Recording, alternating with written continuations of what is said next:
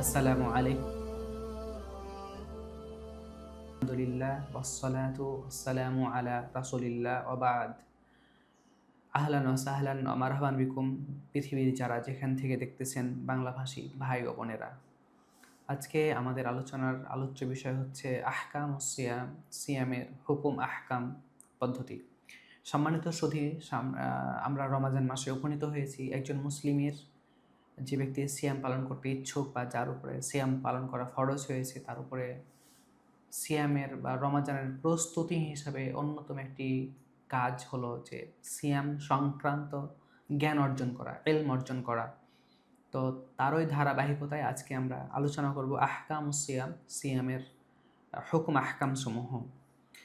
সিয়াম, রমাজান মাসের সিয়াম রাসূল সাল্লাল্লাহু আলাইহি সাল্লাম মক্কা থেকে মদিনায় হিজরতের পরে দ্বিতীয় সনে শাবান মাসে রমাজান ফরজ হয়।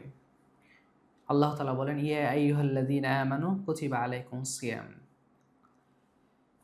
রাসূল সাল্লাল্লাহু আলাইহি ওয়াসাল্লাম তার জীবদ্দশায় মোট ৯টি মাস পেয়েছিলেন, মানে ৯টি রমাজান মাস তার জীবদ্দশায় তিনি পেয়েছিলেন মৃত্যুর পূর্ব পর্যন্ত।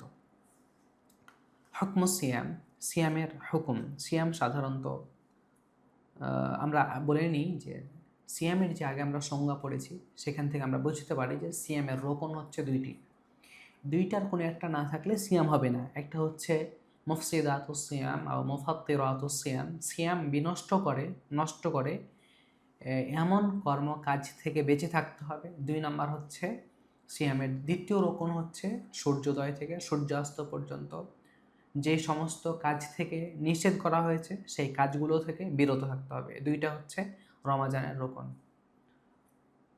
রমাজান বা সিয়াম বা রোজা 2 প্রকার বা 2 ধরনের হয়ে থাকে। একটা হচ্ছে ওয়াজিব, আরেকটা হচ্ছে নফল।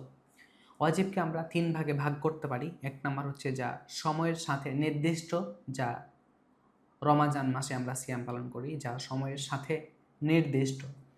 2 নম্বর আমরা যা বলতে পারি যে মায়াজিবু লিইল্লাতিন ওয়া সাবাবিন, কারণের কারণে অথবা কোনো ইল্লতের কারণে সিয়াম ফরজ হয়ে যায়, যেমন কাফফারা সিয়াম।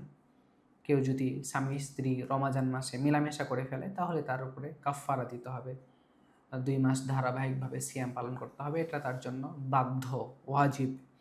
2 নম্বর যদি আমরা বলি যে যা ফরজ বা ওয়াজিব সিয়াম, সেটা হচ্ছে যে কোনো ব্যক্তি মানত মানলো যে আমার এই কাজটা বা এই মনের বাসনাটা যদি পূরণ হয় আমি এই কাজটা করব, তখন তার উপরে এ সিয়াম পালন করা ওয়াজিব হয়ে যায়, আবশ্যক হয়ে যায়।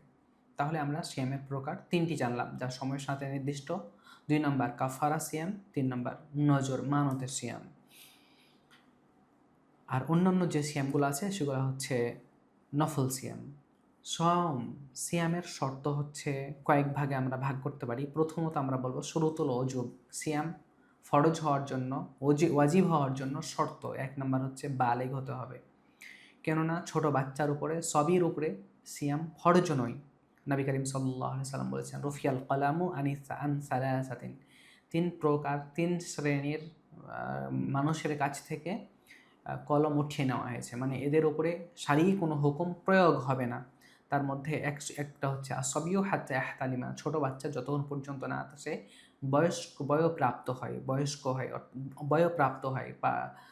বয়প্রাপ্ত হয়, অর্থাৎ তার স্বপ্নদোষ, অর্থাৎ 15 বছর হলে তখন তার উপরে সিয়াম ফরজ হতে হবে, যা বালেগ।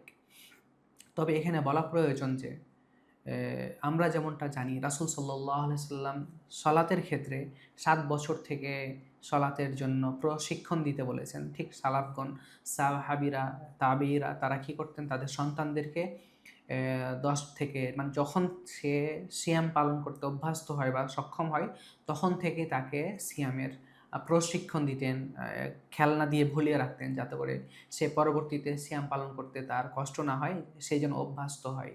যেমনটা সলাতের ক্ষেত্রে আমরা দেখেছি রাসূল সাল্লাল্লাহু আলাইহি সাল্লামের হাদিস রয়েছে।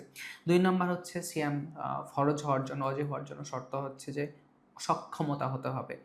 যে ব্যক্তি অক্ষম, অসুস্থ, যে ব্যক্তি সিয়াম পালন করতে সক্ষমতা নেই, সেই ব্যক্তির উপরে সিয়াম ফরজ নয়। যেমনটা আল্লাহ তাআলা বলেন, ওয়ালাল্লাযীনা ইউতিকুনাহু ফিদিয়াতুন তাআমু মিসকিন, যে ব্যক্তি সিয়াম পালন করতে অক্ষম সে যেন একজন মিসকিনকে প্রত্যেকদিন খাবার দেয়, যাতে করে তার সিয়ামের কাফফারাটা হয়ে যায়।